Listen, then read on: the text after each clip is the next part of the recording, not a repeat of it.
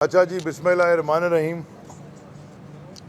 अल्हम्दुलिल्लाह बड़ी जद्दोजहद के बाद और कोर्टों के धक्के खाने के बाद फाइनली ये फ़ैसला आया है कि कराची और हैदराबाद दोनों डिविजन्स में फ़ेज़ 2 जो है लोकल बॉडीज इलेक्शन का, वो इलेक्शन कमीशन ने ऐलान किया है कि 15 जनवरी 2023 को इलेक्शन होगा। आपको ये पता है कि बल्दियाती इलेक्शन फ़ेज़ 1 जो हुआ था, जो सिंध के दूसरे अजला में हुआ था, फ़ेज़ 1, वो तो ऐसे लग रहा था कि इलेक्शन कम और जंग का मैदान ज़्यादा है। गोलियां चल रही थी, लड़ाइयाँ हो रही थी, ठप्पे लग रहे थे, कैंडिडेट्स को अगवा किया गया।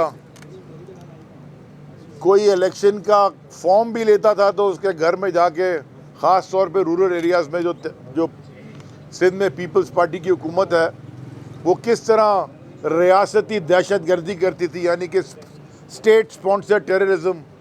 वो ऐसे होता है कि पुलिस को और डीसीओ को और सारों को मिला के जिस तरह का इलेक्शन कराया कि हज़ार एक ऐसी कैंडिडेट आ गए कि वो हज़ार ऐसी जगहें थी, काउंसलर्स और चेयरमैन और सब मिला के, वहाँ कैंडिडेट खड़ा ही नहीं होने दिया किसी का।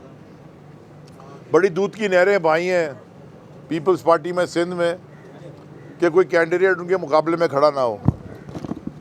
अब अल्लाह अल्लाह करके ये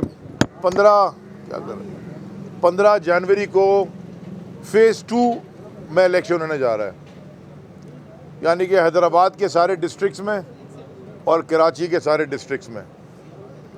बल्दियाती इलेक्शन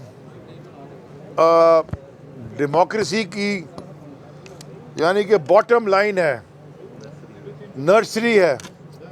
यहीं से लीडरशिप भी निकलती है और जो लोगों के मसाइल होते हैं वो लोकल बॉडीज़ यानी कि बल्दियात से ही हल होते हैं। लोगों के जो मसाइल हैं, पानी के, इंफ्रास्ट्रक्चर के, सारे मसाइल। और कराची और हैदराबाद जो कि दो बड़े शहर हैं, वो वहाँ पे इलेक्टोरल कॉलेज बनेगा जिससे इन शहरों में मेयर इलेक्ट होके आएगा।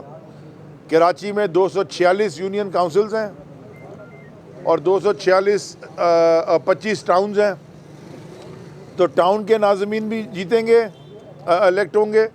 और उसके बाद इन 246 यूनियन काउंसिल्स के जो चेयरमैन इलेक्ट होंगे वो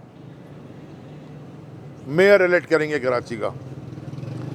अब हमारी एक और भी डिमांड है, बल्कि डिमांड क्या है, हुकूमत से डिमांड है और सुप्रीम कोर्ट से इल्तिजा और गुजारिश है कि अपना फ़ैसला, सुप्रीम कोर्ट का ख़ुद का फ़ैसला सुनाया हुआ, जो कि आर्टिकल 140A के तहत इख्तियारात मुअत्तल करने, इख्तियारात देने का लोकल बॉडीज़ रेप्स को, वो उसको इम्प्लीमेंटेशन सुप्रीम कोर्ट से हमारी दरख्वास्त है, इल्तिजा है कि वो इम्प्लीमेंट करवाए। आपको याद होगा कि कराची ट्रांसफॉर्मेशन कमेटी बनी थी एक हमारी हुकूमत में, और उसकी एक मीटिंग में मैंने वॉकआउट किया था सीएम हाउस से। उसकी वजह ये थी कि चीफ मिनिस्टर साहब ने हमसे ये वादा किया कि जो इख्तियारात हैं, यानी कि Karachi water and sewage board को और सिंध बिल्डिंग कंट्रोल बोर्ड की जगह हर ज़िले का अपना बिल्डिंग कंट्रोल बोर्ड हो, सिंध सॉलिड वेस्ट मैनेजमेंट की जगह हर ज़िले की अपनी सॉलिड वेस्ट मैनेजमेंट हो, डिवॉल्व करें पावर्स को इन सारों को, मास्टर प्लान डिपार्टमेंट हो, और फंडिंग जो इनकी आपने रोकी हुई है, क्योंकि पीएसएफ वो जो प्रोविंशियल कमीशन होता है, प्रोविंशियल फाइनेंस कमीशन, वो आज तक हुआ ही नहीं है, पीएफसी हुई नहीं है आज तक। पैसे सारे के सारे सीएम हाउस में ही फंसे हुए हैं, रहते हैं। तो अब मेरी दरख्वास्त है सुप्रीम कोर्ट से कि जो उनका फैसला है, ये कब का फैसला, जनवरी का ही है ना, 2022 SC 439, हाँ SC 439/2022, इसको इम्प्लीमेंट करें और मैं मुबारकबाद भी देता हूँ तहरीक इंसाफ को। शाह भाई आपका भी शुक्रिया, बाकी पूरी लीगल टीम का जिन्होंने कॉन्स्टेंटली इसको पुश किया। और इंशाल्लाह 15 जनवरी को कराची में भी और हैदराबाद में भी और दादू में भी और जहाँ जहाँ कैंडिडेट्स पीटीआई के खड़े इंशाल्लाह तहरीक इंसाफ अपना मेयर इलेक्ट करने में इंशाल्लाह कामयाब होगी। आपकी पता होगी। और फिर हम आपको बताएंगे कि शहर चलते कैसे हैं और लोगों के मसाइल कैसे एड्रेस किए जाते हैं। ये तो जमातें पीटीएम की जो इलेक्शन से भाग रही थी और भागती आई हैं, देखो 3 दफ़ा इलेक्शन डिले करवा चुकी हैं। और इलेक्शन डिले कराती थी 2 दिन पहले, 1 दिन पहले, परसों इलेक्शन है जी, आज ऐलान हो गया, आ रहा है, वो जी इलेक्शन नहीं होगा। जो ये बेचारे कैंडिडेट्स हैं बल्दियाती, इनके साथ जो आपने हाल किया है 3 दफ़ा इनको कैंपेन करनी पड़ी।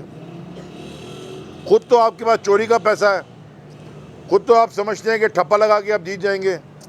अब मेरी एक डिमांड तो सुप्रीम कोर्ट से, जो आजिज़ाना गुजारिश समझे, सुप्रीम कोर्ट से क्या डिमांड करूं, लेकिन यहाँ जो बैठे हुए हैं साहब, उनसे भी मैं एक डिमांड करूंगा। देखें, पहले तो मैं आपको बताऊं कि जो नोटिस आया था ना नवंबर की जो पहली हियरिंग थी, वो उसमें मेरा नाम लिखा हुआ है एज प्रेसिडेंट सिंध। यहाँ पे तमाशा ये है कि नाम ही नहीं लिखा हुआ, इतनी तो इनकी कोऑर्डिनेशन अंदर बाहर की है। लेकिन जो अभी इलेक्शन हुए हैं और ख़ास तौर पे जो मलीर में इलेक्शन हुआ है, यानी 239 में जो बाय इलेक्शन हुआ है, 237 और 239 में जो मलीर का जो कॉन्स्टिट्यूंसी थी, जिस तरह की वहाँ धांधली देखी गई, ओपन धांधली, जो गोट है वहाँ पे, जैसे हमारे एमपीए बिलाल गफ़ार जो कराची की सदर है, उनको सलीम बलोच ने, जो उन पीपल्स पार्टी के एमपी है, पुलिस के साथ मिलके पिटाई लगा दी। वो अस्पताल में रहा 2 हफ्ते, आज तक उसके ऊपर एफआईआर नहीं कटी।